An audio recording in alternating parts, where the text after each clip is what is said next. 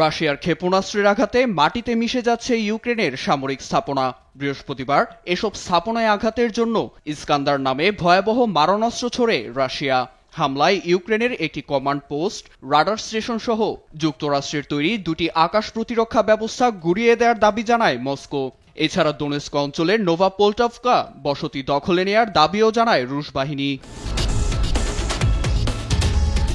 এদিকে ২৪ ঘন্টায় রাশিয়ার সঙ্গে ১৪৪ বার সংঘর্ষের খবর জানায় ইউক্রেন সামরিক বাহিনীর প্রধান।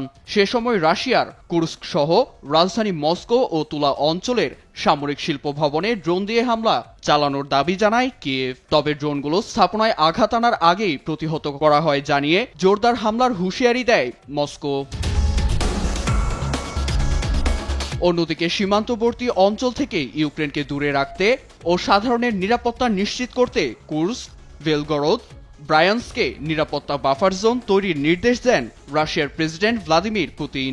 ভিডিও লিঙ্কে ক্রেমলিন প্রশাসনের সঙ্গে বৈঠককালে ইউক্রেনের সুমিতেও বাফার জোন তৈরির প্রস্তাব রাখা হয়। আমাদের সীমান্তের দিকে ইউক্রেনের সেনারা অগ্রসর হচ্ছে। তাদের দমাতে আমরা বাফার জোন তৈরির সিদ্ধান্ত নিয়েছি। শত্রুর গোলাবর্ষণের অবস্থানকে গুড়িয়ে দিয়ে কাজ শুরু হয়েছে। প্রতিপক্ষের দূরপাল্লার ক্ষেপণাস্ত্র যেন আঘাত না হানতে পারে, তার জন্য এই ব্যবস্থা। এছাড়া শুক্রবার ইউক্রেন ও রাশিয়ার মধ্যে বন্দি বিনিময় হওয়ার কথা রয়েছে। এর মধ্যেই পুতিনের এমন সিদ্ধান্ত ধোঁয়াশার সৃষ্টি করেছে কিয়েভের মধ্যে।